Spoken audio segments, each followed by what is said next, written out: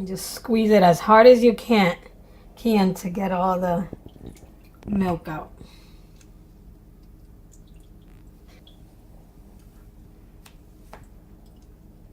Okay.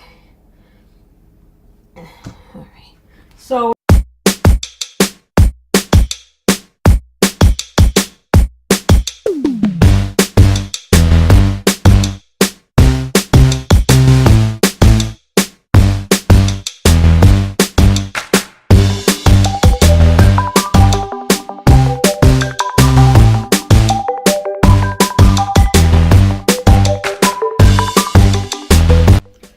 today we're making coconut milk.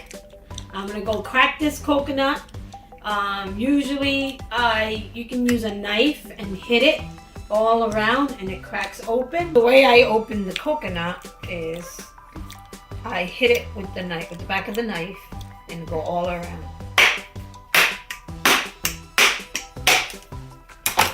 Voila. So that's the way you do it. Now I want to take out the white, so I'm going to hit it some more. Don't get hurt though. And there it is, guys. Wow.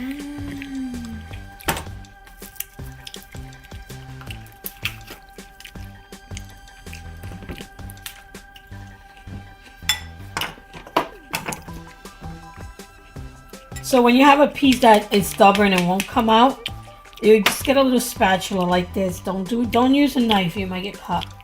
And pry it in here like that, and then voila. It was stubborn, it wouldn't come out. I take this, pry it, and it comes right out. There it is. So we're gonna throw this into a blender with some hot water, and we're gonna make some coconut milk. So guys, another way of making coconut milk is buying the coconut flakes. I have this one that I buy. It's all natural. It's just coconut flakes, but very thin. So when I don't want to crack coconut open, excuse me, I have bags of these that I do the coconut milk with. So the same way you do with the coconut, you can do it with the flakes. Same exact way, because this is 100% pure coconut. There's nothing added. It's just coconut. So you can do it this way or that way. Both ways it tastes delicious. So we have a blender here, and we're gonna throw in our coconut. My blender is a high-speed blender, and it's pretty good. I don't really have to cut these too small. Throw it in like that, and then we're gonna add hot water from our coffee maker. Okay, so I already added 18 ounces of water, and I'm gonna add another 12. I mean, it depends how you want your coconut milk. You can put, your coconut milk could be as strong or as thin as you like it. For cereal, I like my coconut milk probably in the middle, not too thick, not too thin, but to drink it in a glass, like with cookies or something, I like it thin, like more like a 1% milk kind of thing. And then for recipes, I like it to be very thick, because the creaminess, when I make ice cream, I do it thicker. I use the cream of it to make it. So, all right, so here we're ready to blend this, and you'll see how fast all this coconut will blend in this high-speed blender. So I start low, then I go higher.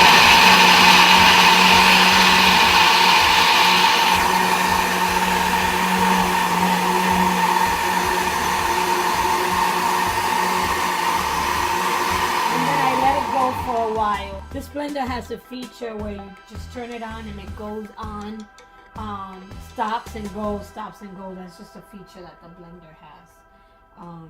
So when it's ready, I'm going to show how to strain it and everything. Okay guys, so the blender stopped. So I have my bowl, I have my strainer there, and then I have this dishcloth that I bought and I only use for when I'm making milk. So I wash it and I use it over and over again for when I make coconut milk. So I put that right over my strainer like that. and then we're gonna pour. Okay, let's strain.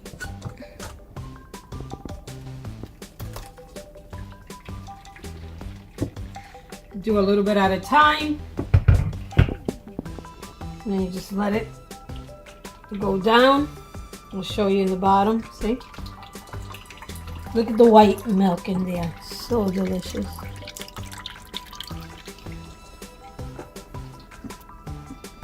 I use hot water to do my coconut milk because I think the hot water, we extract more of the fat and all the goodness of the coconut out. When you use cold water, I mean, you'll get a good product, but in my experience doing the coconut milk over and over again, the hot water gives me more of a creamier coconut milk, and so I like the flavor better. I mean, you can always do it with cold water if you're doing a raw vegan.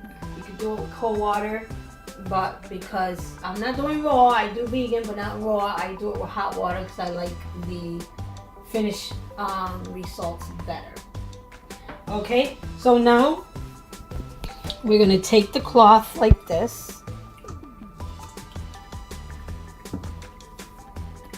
and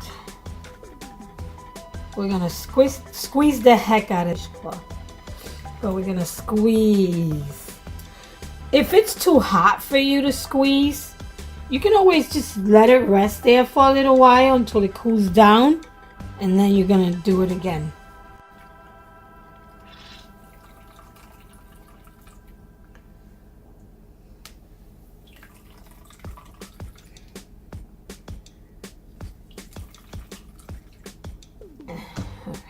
So what I do is I take a bowl and I save the stuff to make cookies with. See how nice and dry, and that's how I know I got all the fat out of it. So here, let's put this back here, and we're gonna do the rest that's in here. Okay, here we go. This is the second portion of it.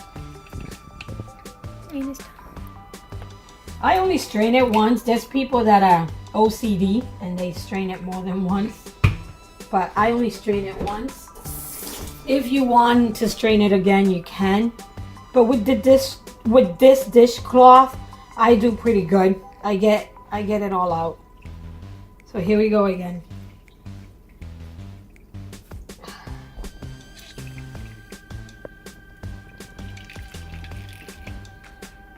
Alright, so here's my coconut milk that I just did. Now I'm going to use this big jar that I have. I don't know, this might be 32 ounces, I'm not sure. But we're going to pour in here. You could use a funnel if you want, but I'm confident and I know I'm going to get it all in there. Wow, perfect. Perfection. So here's our milk, guys. So we store the milk in this, put it in the fridge, and every time I'm going to have some, I shake it so the fat and the water get back together. And this is a good color. I think this is actually more thicker than I usually make it. But because we're going to use it in our oatmeal cereal, I don't mind it. So if you're a vegan, this is a good alternative to milk. It's delicious. It's nutritious. It has tons of vitamins and minerals, and you can't beat it. I mean, I love this milk way better than regular cow's milk. But also, you could either have almond milk, cashew milk with your cereal, either one. And that's it, guys.